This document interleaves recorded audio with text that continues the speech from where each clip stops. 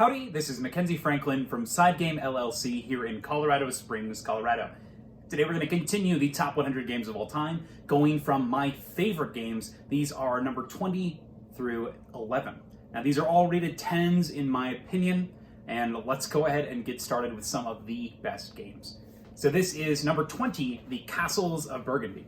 Castles of Burgundy is a game where you're going to be rolling dice, using those dice to perform actions. And each action is usually picking up a tile or placing it in this kind of grid in front of you.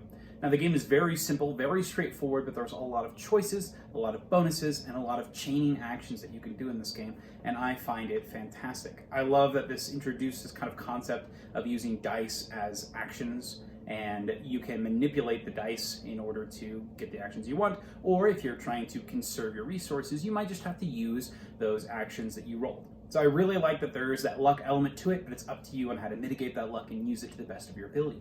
My favorite part in this game is all of the tiles themselves. There are these brown tiles in particular that all have really interesting and cool abilities, but you can never have more than one in the same area.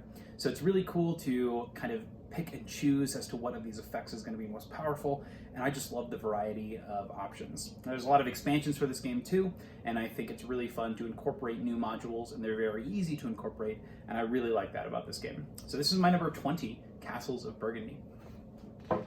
My number 19 is a small game, a two-player only, called Hanamikoji. This game is kind of a tug-of-war style. You've got all these geisha in the middle of the board, and your job is to win the favor of a majority of them or get a certain number of points worth of these geisha. The gameplay itself is what I find so fascinating. It is my favorite style where you have this really tense choice, and a lot of the times you are going to be passing a choice to an opponent to make. And I think that's really cool and really clever. So the whole premise is to get these cards in front of these geisha to win control of them. And my favorite part is the action selection. On your turn, you're going to select one of 4 actions, but you're going to do those 4 actions throughout the game. So I love that you know what you can do, you will do them, but the order matters and your choices during those actions matter a lot. So these actions are very straightforward. You can save a card for the very end and it becomes yours. You get rid of 2 cards, you reveal 3 cards, your opponent gets 1, and then the other one, you reveal 4 cards, your opponent gets 2 of them. So I really love that the only way to really get cards is by putting yourself in a bad situation. And there's only one option where you can guarantee those cards. So I love the control and how it's kind of up to your opponent and how you're reading your opponent to play the best of your ability. And I really like this game. I think it's super well done. This is Hanamikoji, my number 19. My number 18 is Great Western Trail. Great Western Trail has you playing as some cattle ranchers. You're going to be collecting cows and building buildings, hiring new people on your way to Kansas City to make a huge sale of the best varied cows that you can. And based on your sale, you'll be able to visit different cities and make a lot of bonuses and get the most points.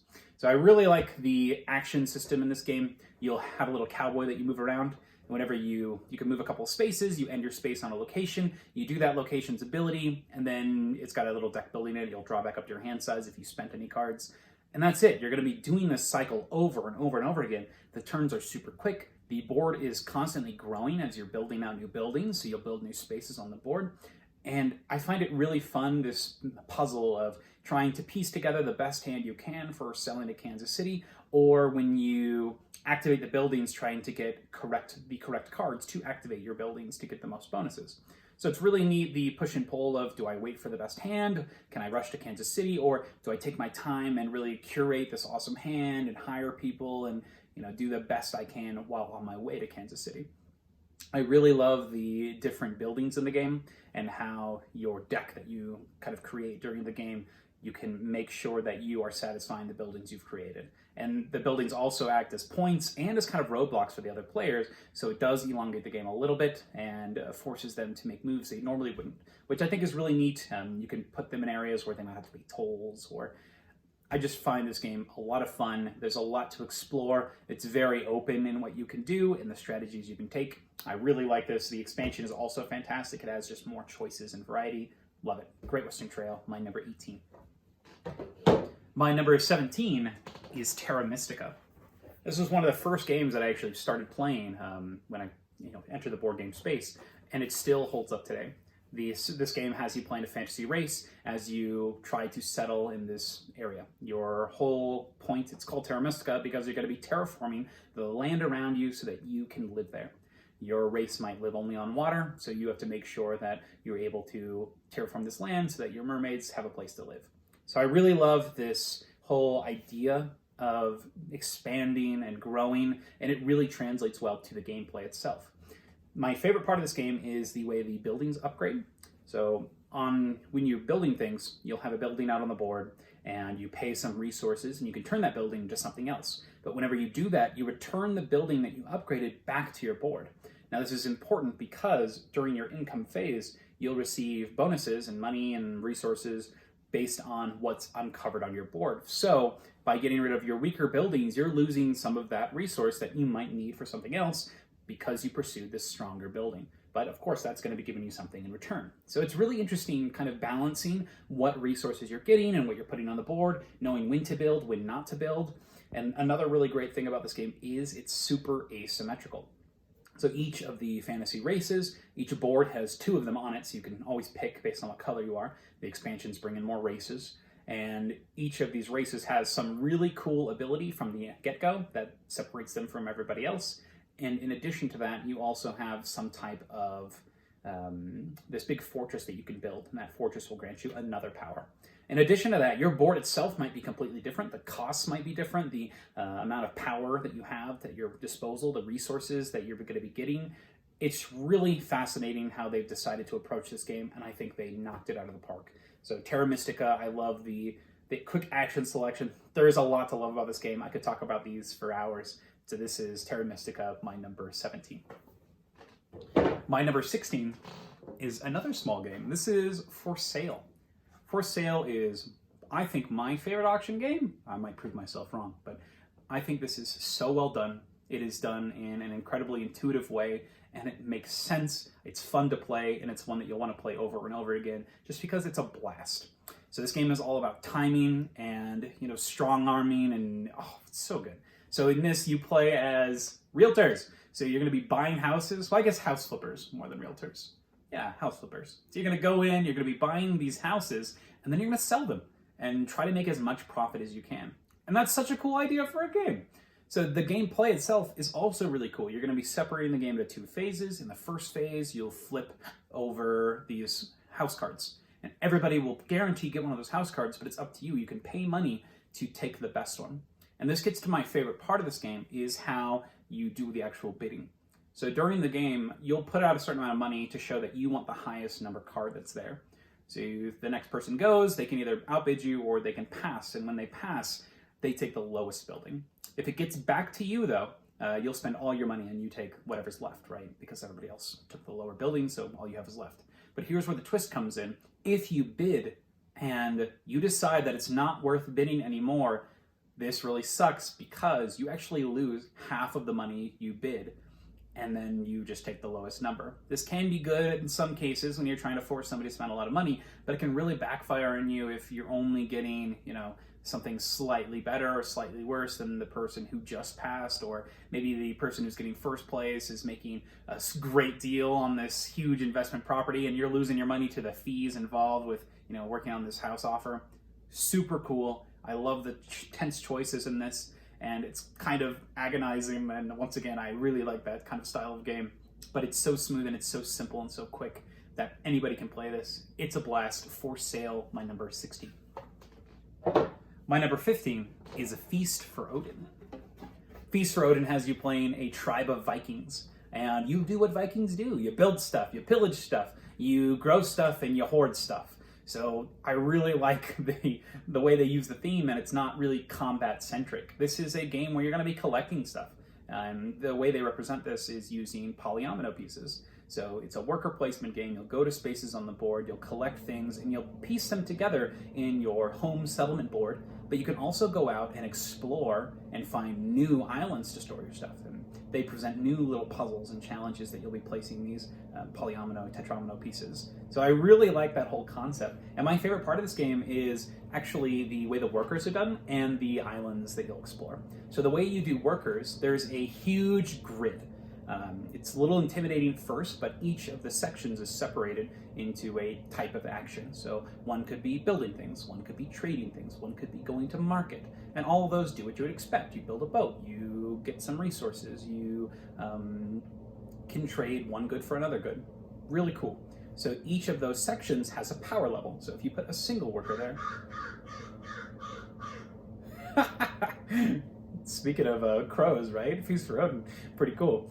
So whenever you place a worker out, you're going to be doing one of the weaker actions if you place one worker, but it's still in that realm of whatever action spaces you're in. If you place 2 workers, it's a better version. If you place 4, it's the best version. And you also get a little bonus of playing these occupation cards. But I love that the actions scale with the amount of people you put there. And even if there's a lot of competition for the board, you can still do something similar to the action that you wanted to do. It might just cost you a little less and be a little weaker. Or it might cost you a little more and be a little stronger.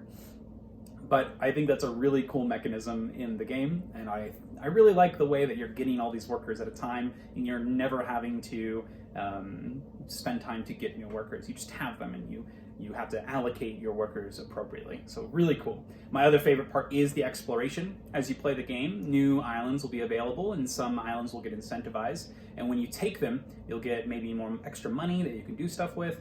And they also provide bonuses that you'll get at the end of every round if you cover certain areas of the board with your goods. So that's another really interesting puzzle, and I think that adds the most variety to the game, because you probably won't have the same island. They're pretty highly contested, because that's really how you're going to win, by getting those extra bonuses. So I really like the island mechanic in Feast for Odin. So that's my number 15, Feast for Odin. My number 14 is Barrage. Barrage is a game where you are in the future. All of the oil has dried up, so the only way to generate energy now is solar and through water. So using hydroelectric plants, you're going to be creating these huge dams to churn water to generate energy. And that's what this game really is about, is managing the water that's coming from these mountains in order to create the most energy as possible. So my favorite part of this game is the interaction. So whenever you build something, it's on this public board, and you can build dams, and dams collect water. You can build power plants that will consume that water. You can build conduits, which are going to allow the water to pass through so it can actually go to those power plants. And whenever you build something, it affects every other player, and I find that really, really cool. So whenever you build a dam, suddenly there's a area that's collecting water, and maybe you build it right on top of somebody else's dam. You've all of a sudden cut off their water collection ability. And you can keep on using your own dam to move the water out, to make it empty again so that it can be refilled. So it's a lot of playing on what your opponents are doing and understanding that if I do this, all these things might happen. This might attract attention of other people. It might have people trying to cut off my water. And that's something that you can definitely go out of your way to do.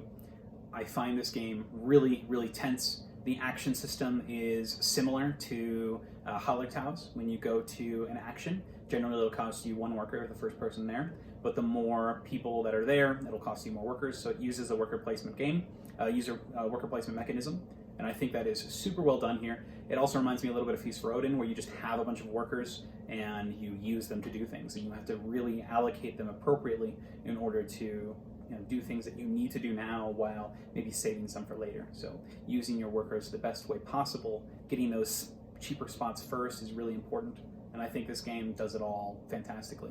So this is Barrage. Amazing game. This is number 14. Number 13 is a cooperative game of Lovecraftian horror. This is Cthulhu Death May Die. In this game, the cultists have succeeded in their ritual. They have brought forth this giant elder creature that is going to be there. He's going to be there. You have nothing you can do about it. And your job is to disrupt the ritual enough so that it becomes vulnerable and you can kill it. So this game puts you in a really cool scenario. In each scenario, you can pair it up with an elder god. It's very modular. You can pick and choose what you do. And then your job is to figure out how to disrupt the ritual, kill the thing, and maybe die yourself trying, or do your best to stay alive so that you can kill this thing and write home about it. So I think this game is so cool. The theme is great. They take the Lovecraft idea and they put it in a new spin where it's a lot on the just killing the thing, as opposed to a lot of games have this investigation theme, which is also really fun, but I think this is very much a beat 'em up, go in, guns blazing kind of game, and I think that's fantastic for this genre. My favorite part of this game is the insanity track. As you play, you're going to be exposed to the weirdness and the evil creatures that live in this area. And every time you do this, you will get insane a little bit. And the more insane you get, you might trigger your own personal insanity. You could be a kleptomaniac, you could be a pyromaniac, and every time you trigger that, something will happen on the board that could be bad, but you could spin it to potentially be good. So I think that's really neat, trying to plan around your insanity. In addition, the more insane you go, each time you go insane, you're going to increase one of your stats, which will give you another cool power. So it's got a great leveling up system. And it'll also give you extra bonus dice to roll as you play the game. So I think that's really cool, how you are getting stronger as the game is kind of torturing you, and you feel like you're making progression during this scenario. Fantastic. I love it. I love the vast amount of characters you can choose, and that's Cthulhu Death May Die. Amazing cooperative game. Number 13. Number 12 is the sequel to Terra Mystica that was earlier on this list. This is Gaia Project. And Gaia Project is so similar to Terra Mystica, yet completely different. So I feel that these games definitely deserve to be on the list, different spots. And Gaia Project does this by introducing many new things, but taking the action system and the resource system and the terraforming system that Terra Mystica did, but changes it in a fantastic way.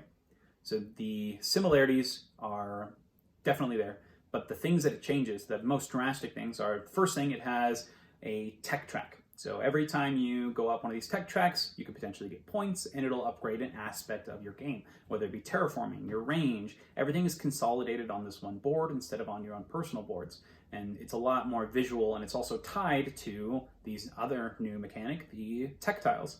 So whenever you get tech tiles, you're going to be moving up one of those associated tracks, getting a bonus, in addition to a continuous bonus as well, or a one-time bonus. So I think it's just really well done in how it kind of consolidated the different parts of Terra Mystica and put it in this new package.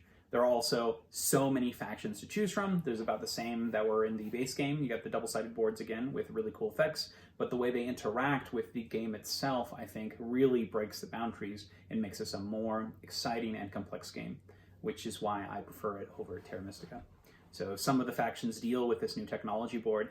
Some of the factions deal with this new Gaia-forming planet phase. I'm not going to get into that now, but it's really cool how they use these unique game mechanisms as part of their asymmetry. And I think that's my favorite part, is that huge asymmetry in this game and the consolidation on that tech board. So Gaia Project, a lot to love here. If you like Terra Mystica, this is a no-brainer for me. This is number 12, Gaia Project. And last on this list of my 20 through 11 is number 11. This is Camel Up 2nd Edition. Camel Up is a game where you are betting on a camel race. You don't control the camels. You're a person at that race, and your job is to look at the current state of the race and bid appropriately. Now, you can influence the race a little bit each round, but ultimately it's really a huge odds, guesswork game, prediction, and it's a lot of fun. You can play with a lot of people. It's huge, uproarious fun. You're going to have a blast, lots of cheering, lots of standing. This game is fantastic. I have never had a game of this go sourly. I've always enjoyed myself, and I love the betting mechanism in this game. The sooner you bid, the more money you get. The more information you have, though, the more likely somebody else is probably going to have taken that bid. So it really pays to be the first to believe in somebody and then maybe support that camel as you play. And my favorite part of this game is the bid cards. So at the start of the game, you're going to have a hand of 5 cards, and these cards relate to a camel in the game. Now, once again, you don't own them, but during the game as an action, you can bid on the whole race. And when you do that, you'll place your card in a stack, and just like the small bids, you're going to be predicting who's going to win the entire race as opposed to a short leg. And I love that you can do that on turn 1 and have this idea in mind of who you want to win the race, and you could really plan on supporting that camel as you play. Or you can totally ignore it, wait till the very end and try to sneak in some cheap money. I think it's a lot of fun. I think they do a great job with a very concise and very clever design. Camel Up, wonderful game, awesome for families, awesome for anybody really. And this is my number 11. So thank you so much for joining me and watching. I really appreciate your time. If you have any questions about the games I talked about here or any comments, please let me know. And thank you so much for watching Side Game Strong.